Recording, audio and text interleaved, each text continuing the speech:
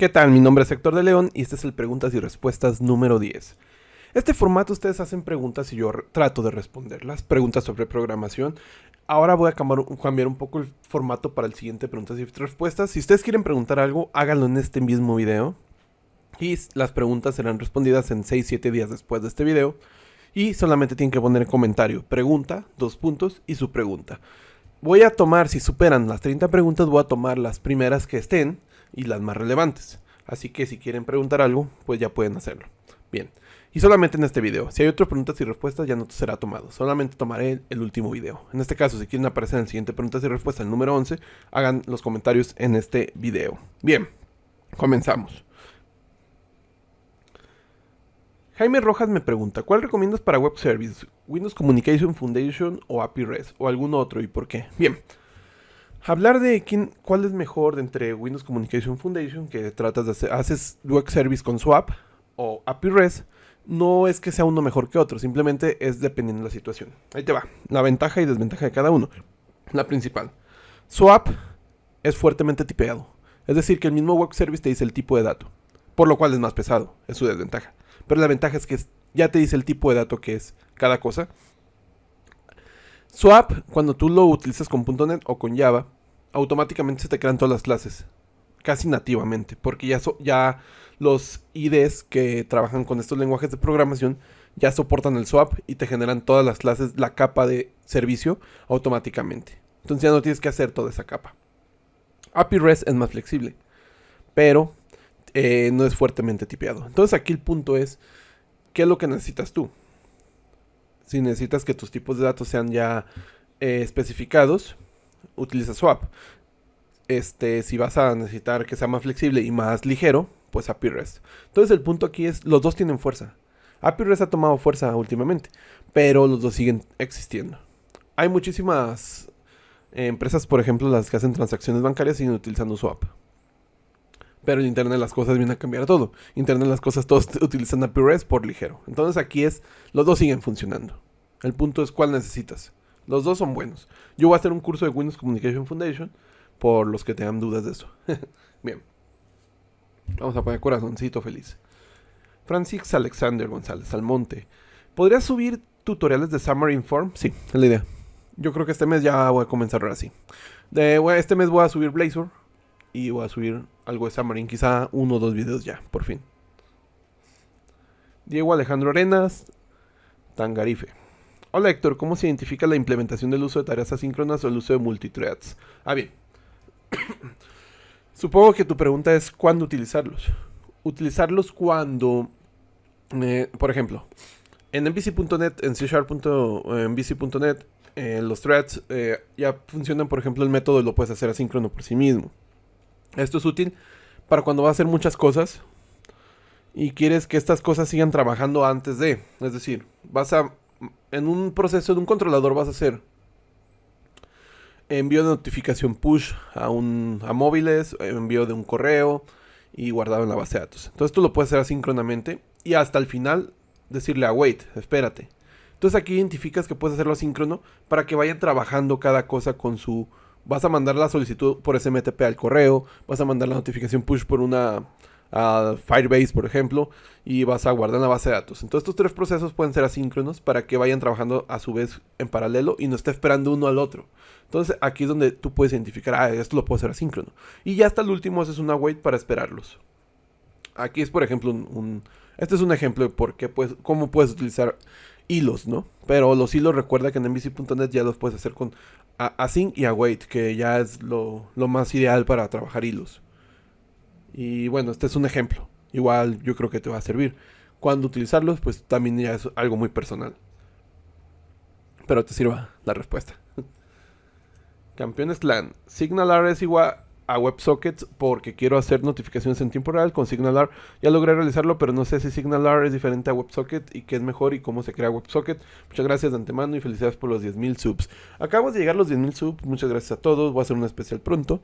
Y bueno, ahora, SignalR es WebSocket. Nada más que SignalR en sus capas bajas tiene WebSockets. Yo te recomiendo utilizar SignalR porque es más fácil. SignalR es como Olvídate de que se desconecta, que se conecta, que etcétera, y simplemente trabaja con SignalR, haces tu hub, yo tengo varios videos de esto, y el hub ya se encarga de mandar la solicitud al cliente, etcétera. SignalR son sockets, WebSockets. Solamente es una forma de trabajarlos más fácil. Es como la way de Async de .NET. Trabajar hilos más fácil. SignalR es trabajar los WebSockets más fácil. Son WebSockets. Así es. Yo te recomiendo, vete directo a SignalR.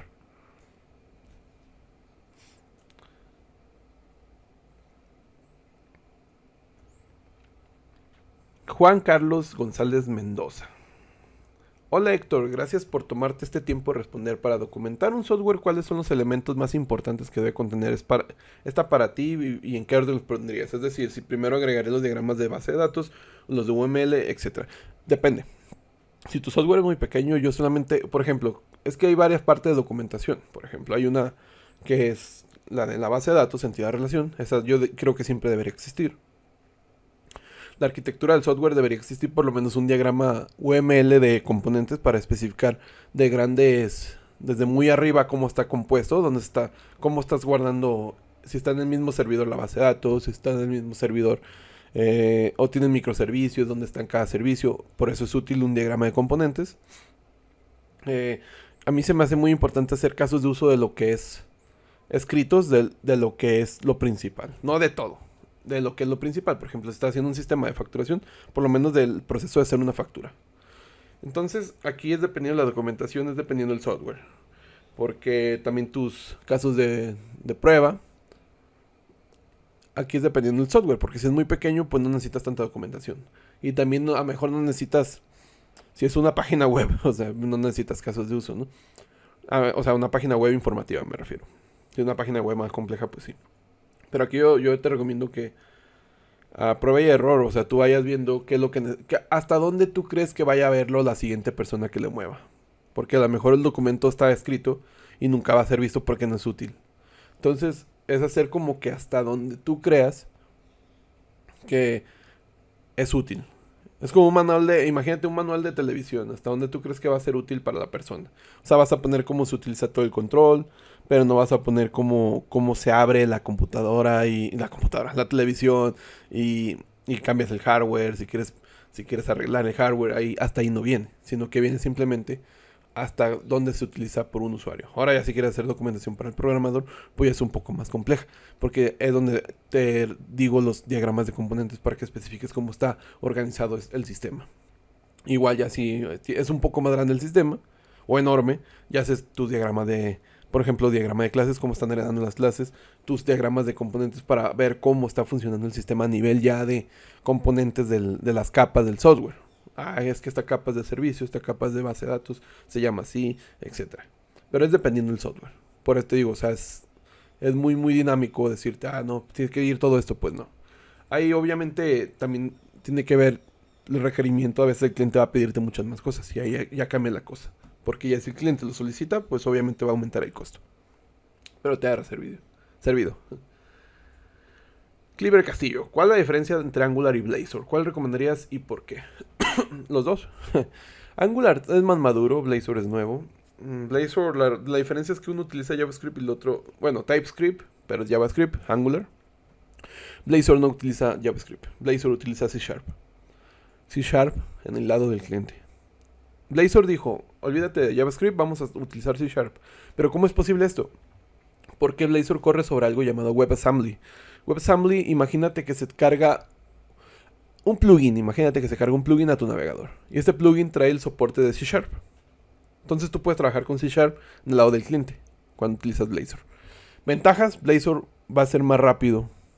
El problema es que Blazor va a tener más poder, pero vas a tener que cargar ese WebAssembly.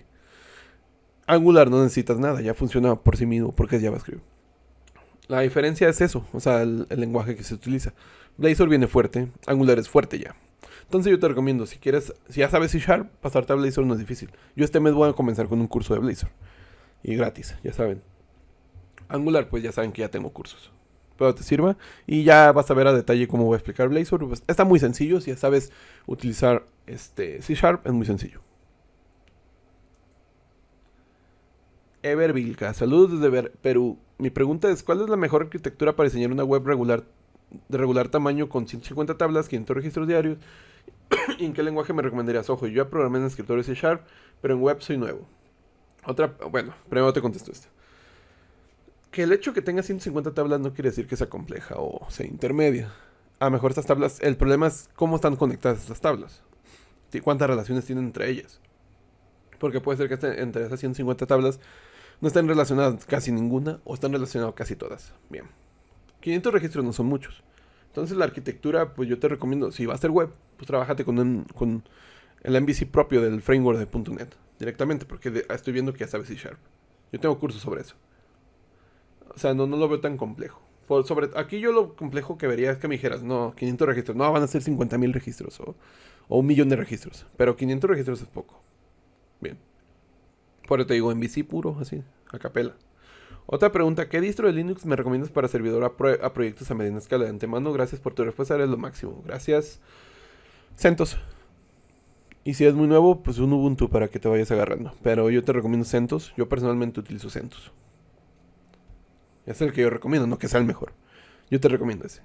Sobre todo porque en las distribuciones de Linux tienes que utilizar algo que sea muy utilizado por otros. Porque tiene sus detalles y esos detalles tienes que ir a buscarlos a foros. Entonces, a final de cuentas, si estás utilizando una distribución de Linux que nadie utiliza, pues va a ser más complejo. Problemas, hablo de actualizaciones, bugs, etc. Yo te recomiendo CentOS. CentOS. Fernando Olmos Lovera, ¿se puede implementar Google AdSense o similar en Ionic? De ser así, ¿cómo se hace o qué debo consultar? AdSense para la publicidad es código JavaScript. Puedes implementarlo en Ionic. No creo que te permita. Ya vi tu problema. Ya vi tu pregunta. ¿Por qué? Porque yo creo que se te va a bloquear. Cuando vayas a abrir el móvil, ya la aplicación en móvil. Estoy hablando de Ionic en la aplicación de iOS o Android. Fíjate que nunca lo he probado, pero no creo que te permita. Voy a hacer una prueba, ¿eh? Esa es buena pregunta. Porque si yo creo que no te va a permitir. Te va a marcar algún error de que no viene por HTTPS o algo. No sé, me suena. Si se puede, lo voy a publicar y te voy a contestar. Lo voy a probar, yo creo, mañana. Si es buena pregunta, porque es JavaScript, sí debería en teoría, pero no creo que se pueda. Va a pasar algo. Eso yo no te puedo contestar porque no lo he hecho. Pero es buena pregunta. Lo voy a hacer. Aparte hay otra cosa.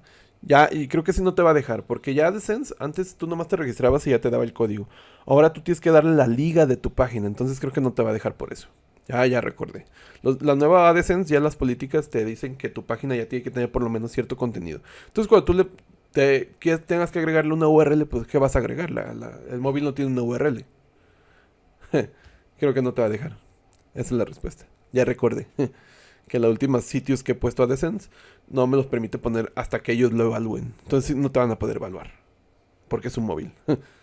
Sí, no se va a poder. Manuelito Osorio. Hola Héctor, ¿cómo se aplica la inteligencia artificial en la programación o viceversa? ¿Se puede dar algunos ejemplos? Será perfecto.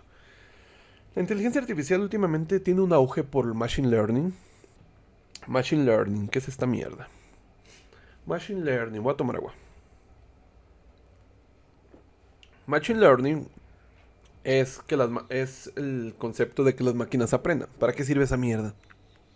Cuando tú estás navegando por internet, Google utiliza Machine Learning para recolectar tu información y analizar qué publicidad ponerte. Eso es Machine Learning. Machine Learning sirve para subir una base de datos de puras fotos con cáncer y que Machine Learning aprenda a detectar cuándo es cáncer y cuándo no. Y que si le mandas una nueva foto, Machine Learning identifique si está propenso al cáncer. Machine Learning es eso, es que la máquina aprenda por medio de datos e información. La inteligencia artificial se puede... ya, estoy hablándote de Machine Learning porque es lo que todos me preguntan. Ahora, inteligencia artificial va un poco más para allá. No solamente es que aprendan las cosas, también es que se comporte inteligentemente. La inteligencia artificial tiene muchísimo más... Es un campo más grande que el Machine Learning. La inteligencia artificial también te sirve, por ejemplo, para... Es que Machine Learning necesita datos, necesita información para funcionar. Pero la inteligencia artificial tiene otras ramas, por ejemplo, las redes neuronales. Tiene las ramas de, por ejemplo, algoritmos genéticos. Y son para otro tipo de cosas. Por ejemplo, el algoritmo genético te va a buscar una solución por medio de generaciones. O Sword Intelligence te va a buscar una ruta más rápida en un mapa. Entonces, la inteligencia artificial va más para allá. Es una gran ciencia, o sea, muy enorme. No nomás es el machine learning. ¿Cómo se aplica la inteligencia artificial? Pues ya te dije muchos ejemplos. Se aplica, por ejemplo, para hacer detección de fotos inteligentemente, para todas las métricas para poner tu publicidad cuando estás viendo una página de internet y te sale publicidad, eso es inteligencia artificial. La recolección de tus datos y el resultado óptimo para ti, para que le des clic al final de cuentas. Entonces, la inteligencia artificial se aplica ya en muchísimas cosas. Sobre todo ahorita en Machine Learning, que hay tantas librerías. El hecho de que diga la gente, es que yo uso Machine Learning, es que realmente está utilizando librerías, sabe a lo mejor utilizarlas. Pero la mayoría no sabe ni qué pedo, o sea, no sabe ni cómo funcionan los algoritmos. Porque Machine Learning también tiene algoritmos internos, la librería misma, que las personas realmente no saben ni cómo funcionan. Entonces también que digan, es que yo uso Machine Learning, sé inteligencia artificial, pues la verdad no es cierto. Solamente sabes utilizar las librerías que ya están hechas. Pero pues hay personas que a lo mejor sí saben, pero la mayoría no. La inteligencia artificial ya tiene un boom ahorita y es lo que viene. Si quieren meterse a un poco más a lo que es ganar un mejor sueldo, pues sí váyanse metiendo en inteligencia artificial. Metaheurísticas, Sword Intelligence, redes neuronales y vean qué es lo que más les gusta. Porque son muchas cosas. No puedes saber todo. Pero te ha servido. El Porfirio. Que tengo un amigo que se llama Porfirio también. Pensé que era él. Hola, ¿cuál consideras tú que es el límite entre un desarrollo propio o un usando mayormente librerías? ¿Qué debería tomarse en consideración? Bien. Ya trabajar con algo que no es un framework o trabajar a puro es algo casi no deberías hacer. ¿Por qué? Porque sobre todo en todos los trabajos te van a decir, ¿qué framework utilizas? ¿Qué librerías utilizas?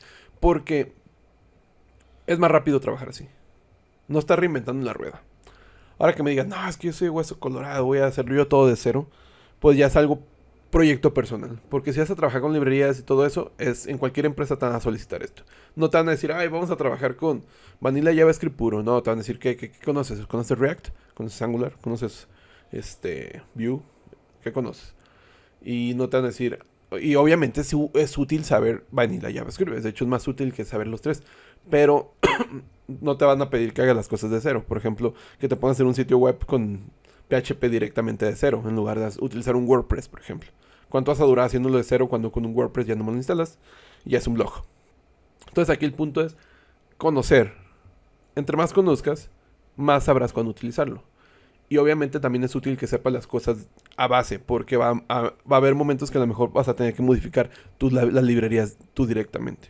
Entonces, la consideración es, si es algo que te va a traer dinero, siempre tienes que saber por lo menos un framework, librerías, etc.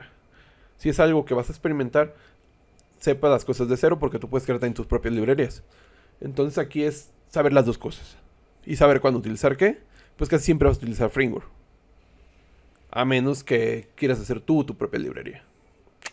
Entonces aquí yo te recomiendo que conozcas, toques, pruebes, digas, esto me gusta, esto no me gusta, etc.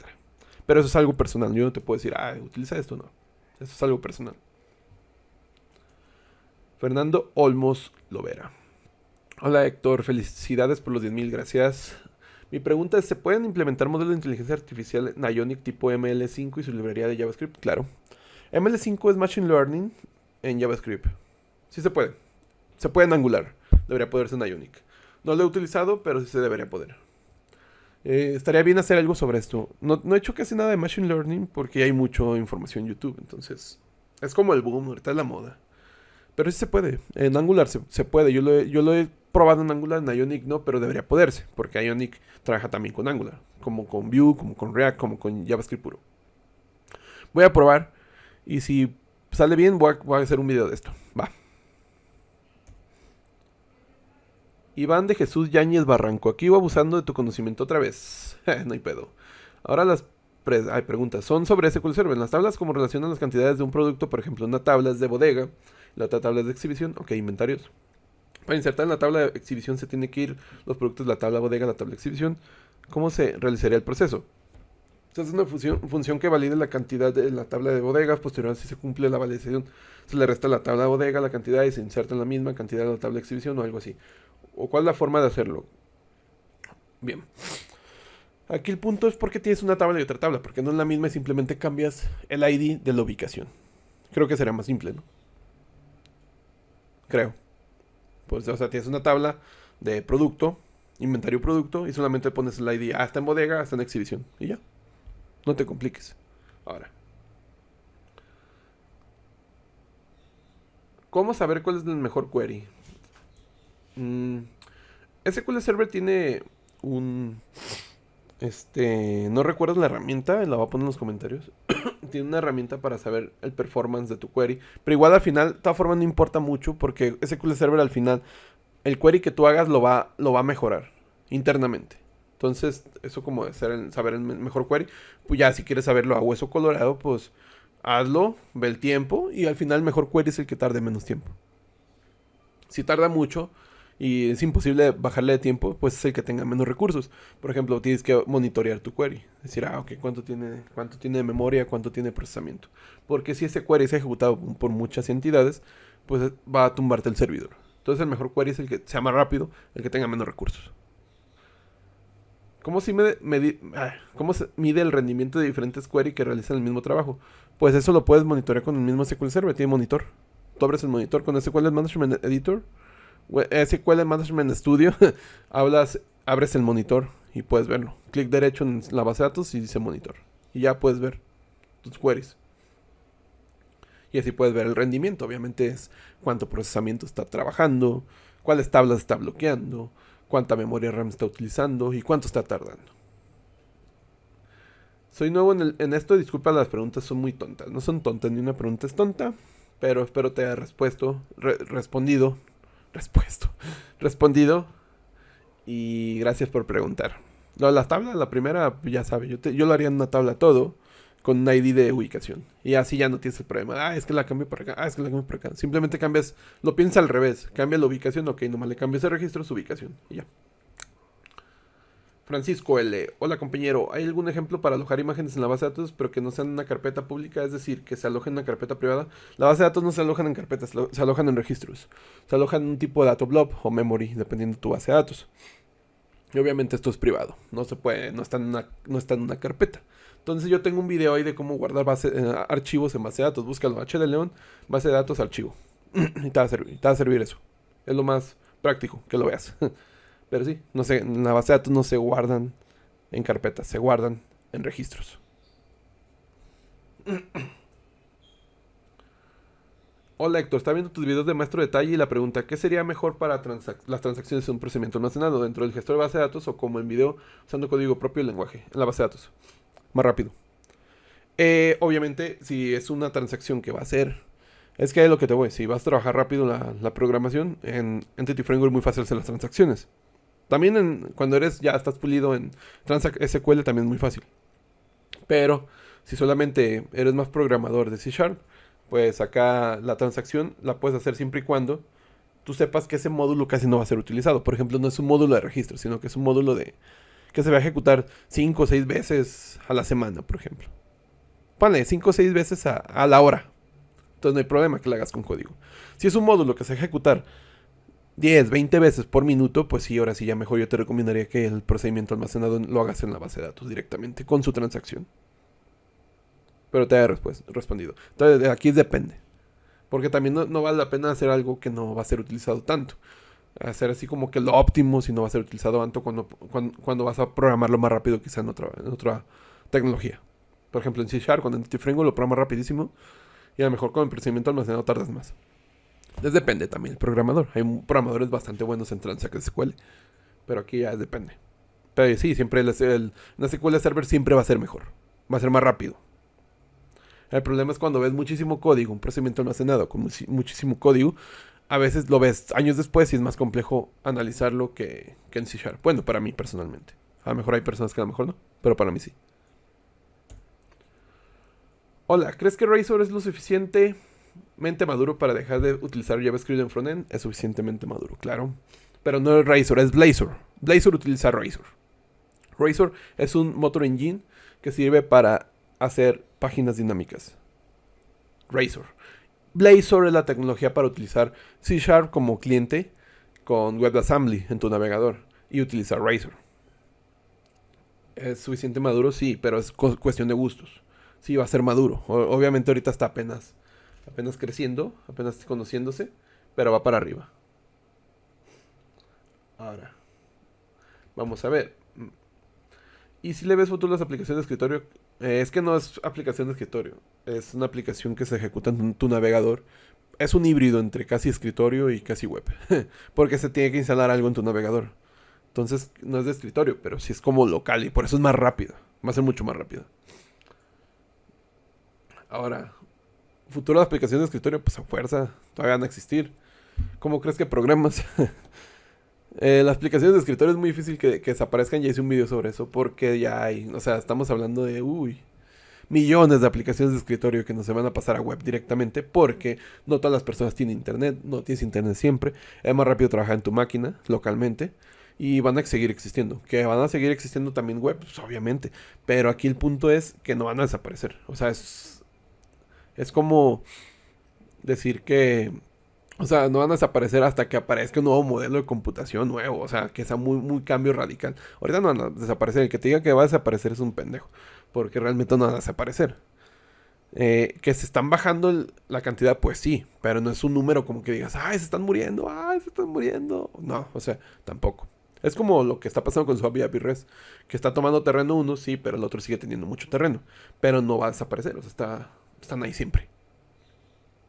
Me he topado con muchos programadores que dicen que va, pues diles que no mamen.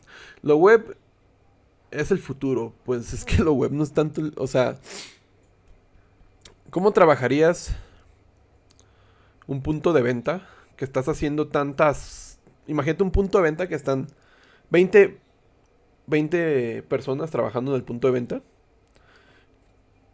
pero se les fue el internet, o sea, no vas a vender ya, es el punto, o sea... Imagínate una tienda que está en un rancho o una tienda que está... Cualquier tienda, se le puede ir el internet. Aquí en México son bastante malos los proveedores de internet. Y vas a dejar de vender porque tu sistema es web. O sea, entonces aquí el punto es... La mayoría de gente cuando te pide un software te dice, oye, se me va el internet, ¿qué va a pasar? Obviamente aquí puedes trabajar con un híbrido. Un híbrido que trabaje local, en escritorio. Y que publique a nivel web. Porque recuerda, no porque sea web... O sea, a lo mejor también tienes tu sistema web, pero es local. Tienes tu base de datos en red. También es otro ejemplo. Pero el escritorio es más rápido porque trabaja con componentes nativos del sistema operativo. Y el web trabaja con componentes que a final de cuentas tienen que pintarse con el DOM HTML. Bien. Aquí el punto es, van a seguir existiendo. Que te digan que van a morir, pues no. Que se están acabando, que se está quitando terreno de aplicaciones de escritorio por aplicaciones web, sí está pasando. Pero muchas veces está pasando que, o sea, siguen apareciendo aplicaciones de escritorio. Porque, por ejemplo, aquí me dicen, es que es Universal, es aplicación universal de Windows, sí, pero pues sigue siendo estando en tu máquina, o sea, es como una app. El app donde se ejecuta, en web no se ejecuta. Ahora, ¿qué es lo que viene? La web no es el futuro, viene algo llamado web progresiva. La web progresiva es algo parecido a Blazor. Tu web que se ejecuta en segundo plano. Y eso es lo que le va a quitar un poco de terreno a las apps. Web progresiva. Que la página web se ejecuta con WordPress y tienes cosas ejecutándose en segundo plano. Entonces el navegador está cerrado, pero tu aplicación sigue funcionando. O es una aplicación hecha en web, pero está en el navegador. Sigue funcionando en segundo plano, entonces puedes recibir como las notificaciones que recibes ahorita con los navegadores. De que se ha publicado no sé qué cuando te suscribes, obviamente. Eso es lo que viene, web progresivo. Pero de que vas a aparecer, no, simplemente están compartiendo terreno. El pastel que tenía antes, la aplicación de escritorios, simplemente se está compartiendo, no es de que vaya a morir. Ajá, pero pues sabemos que una aplicación web jamás tendrá la potencia de una aplicación de escritorio, eso es cierto, ese es un punto. Obviamente sí, o sea, va a existir que el Photoshop web y todo eso, pero nunca vas a tener el performance, o sea, de tenerlo nativamente. A lo mejor sí se acerca mucho, pero imagínate equipos que a lo mejor tienen 2 gigas de RAM, pues ahí se van a morir. Porque tienes que abrir aparte el navegador y aparte pues la aplicación, ¿no? En cuanto a manejo del hardware, también es otro punto, el manejo del hardware desde web, obviamente con WebAssembly sí vas a poder, pero eso también trae mucha inseguridad. Imagínate que con WebAssembly te hagan una aplicación que esté imprimiendo sin parar, porque es un virus, que solamente me diste la URL y está imprimiendo. Eso ya pasó una vez, cuando estaba Visual Script, Basic Script, pasaba que tú puedas mandar a imprimir, solamente entrando a la web, sin preguntar. Entonces, aquí es el punto, también la seguridad. Y el hardware, obviamente, imagínate abrir. Con WebAssembly se va a poder, pero ahorita como está el web es mucha bronca, porque al final de cuentas tienes que hacer una aplicación de consola local para poder, ejemplo, para abrir una puerta que está electrónicamente conectada por USB. Pero es el punto, no es ser enemigo de nada, simplemente saber utilizar y saber cuándo utilizarlo. Y pues que a veces es un quebradero de cabeza, es que es eso, si ya tienes algo, ¿por qué te metes a algo que no deberías meterte? O sea, si ya tienes en escritorio que puedes manejar los puertos COM, ¿para qué lo haces en web? Si el cliente al final le vale madre. O sea, le vale madre que sea web o escritorios. ¿Para qué te quebras el coco? Ahora, poder hacer una pantalla, por ejemplo, de SP.NET cuando en Windows Form Power Builder, la tienes en 2x3. Pues lo que te digo, es que aquí el punto es, entran al patrón en Golden Hammer, que porque saben todo web, quieren hacer todo web, y pues no necesariamente tiene que ser todo web. Aquí es saber cuándo utilizar qué. Tienes un mazo, un martillo, tienes un destornillador, saber cuándo utilizar qué, y ya, no seas enemigo de nada. El problema es que son bien haters, y ellos solo se joden porque solamente quieren hacer algo en algo que ya conocen. Y ellos solo se joden, porque al final de cuentas el que es más versátil es el que más va a ganar dinero. Entonces así es esto. Luis Armando Silva, última pregunta. Buenas noches, pues o ya, buenos días. ¿Cuándo recomendarías el uso de NoSQL? Buenísimo. Por encima de una base de datos tradicional, considerando costos, performance, gracias y saludos. Otra pregunta buenísima. Esta pregunta me encanta porque mucha gente pasa lo mismo del sistema web. Es que NoSQL es mejor. No, es que la base de datos relacionales son mejores. Ni una es mejor, son diferentes. Y te voy a decir por qué. Entity Framework. Las bases de datos relacionales te sirven para hacer que tu dato sea único en la base de datos. Tu dato, por ejemplo, tienes una tabla de usuarios, tienes una tabla de sus materias y las materias tienen solamente la ID.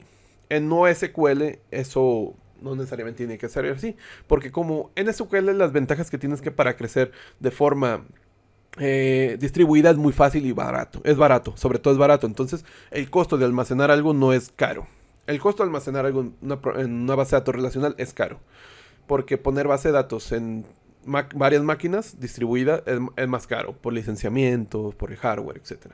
La base de datos no SQL, la ventaja que tiene es que es muy barato. Bien. Entonces tú puedes darte el lujo de poner, por ejemplo, en un video de YouTube, cuando dice visitas, ¿cuántas visitas tiene? Guardas en una tabla quiénes son los que han visitado. Pero en la misma tabla que está el video, guardas también sus visitas en número cantidad. Entonces no importa que tengas el dato en dos partes, porque es barato almacenarlo. O por ejemplo, el nombre de quien subió el video, también lo guardas tanto en el mismo tabla de video y en la tabla usuario, porque es barato almacenarlo. Estas son las ventajas que tiene NoSQL. Y una persona de base de datos relacional me va a decir, pero ¿qué es ese infierno? ¿Qué es esa mierda?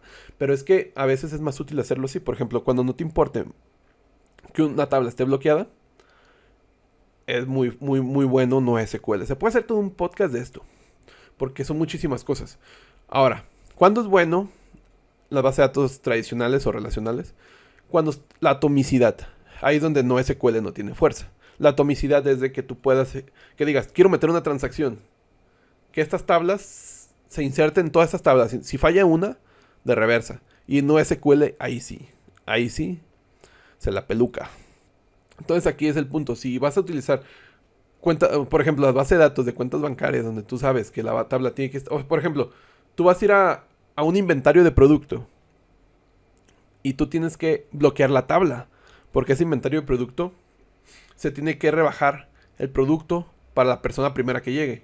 Pero si llega otro, imagínate, en NoSQL, si llegan dos, pueden agarrar los dos el mismo producto, pero eso no es cierto. Entonces ahí, como no puedes bloquear la tabla, con una base de datos tradicional sí puedes bloquearla. Y solamente va a haber una persona que agarre ese producto. Y la siguiente que va a llegar va a decir, no, ya no está. Pero en NoSQL van a agarrar los dos. Puede darse el caso. Entonces aquí el punto es cuándo utilizar qué, pues esa es decisión tuya. Porque hay datos que tú a lo mejor solamente vas a leerlos y no importa si van 3, 4 personas al mismo producto y no necesariamente van a cambiarlo, simplemente van a leerlo. NoSQL es fuerte con esto.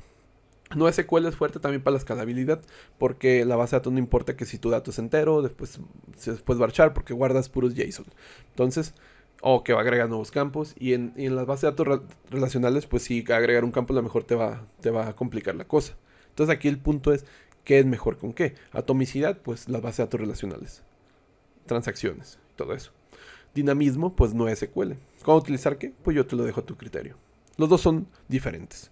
Cuando tú entras a NoSQL, realmente cuando vienes de base de datos relacionales, entras como novato. Tú vas a entrar y realmente vas a decir, ay, ¿qué es esto? ¿Qué es esta mierda? Y vas a tener muchos conflictos, pero después vas viendo sus ventajas. Pero son ventajas que tiene cada uno, entonces aquí depende. Puedes trabajarlos juntos también, porque no. Nada es enemigo de nada. Y esto es lo más importante que les voy a decir en este video. Nada es mejor que otra cosa, simplemente tienes que saber cómo utilizarla. Nada es enemigo de nada, o sea, no son enemigos C# de Java o de PHP, o sea, no son enemigos, simplemente tú tienes que saber cuándo utilizarlos. Es todo. No necesitas ver un video de alguien que te diga, esto es mejor, es lo mejor. No, no es cierto. Siempre lo mejor es lo que mejor se acople a la situación.